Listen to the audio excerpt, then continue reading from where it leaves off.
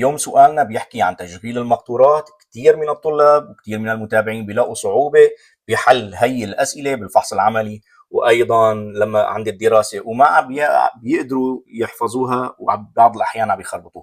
بهذا الكورس المجاني راح أشرح لكم جميع الأسئلة اللي بتخص المقطورة وأسئلة النظري فقط، ما عليكم غير الضغط على متابعة أنا هون بالصفحة، تابعونا على قناة اليوتيوب، وأيضا تضغطون هون على زر الإعجاب ليصلكم كل جديد عم نقدمه.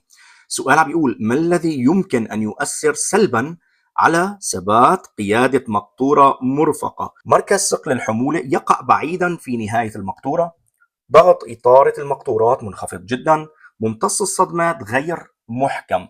تمام؟ رح أعطيكم بس 4 ثواني 5 ثواني لتجاوبوا على هذا السؤال، وبعدين بعد نشوف الإجابات الصحيحة وأشرح لكم ليش. يلا يا رب.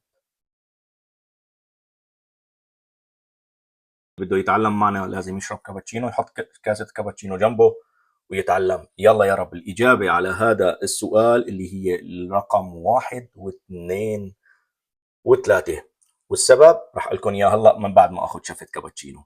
يعني الحمولة اللي نحن اللي محملينها على المقطورة بتكون فيها خلل، مي محطوطة بالمنتصف او بالمقدمه، تمام، وفيها خلل يعني متموضعه بشكل خاطئ، يعني رايحه لاخر المقطوره.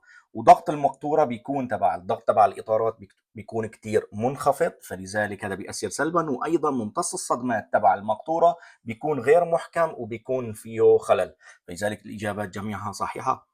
بتمنى لكم كل التوفيق، بتمنى تكونوا عم تستفيدوا من هي السلسله. تابعونا ايضا على قناتي على يوتيوب، واشتركوا، لا تنسوا الاشتراك والمتابعه. تابعوا الفيديوهات القادمه والفيديوهات السابقه. كان معكم انا مدرب سواقه بايرن سالم قاسم.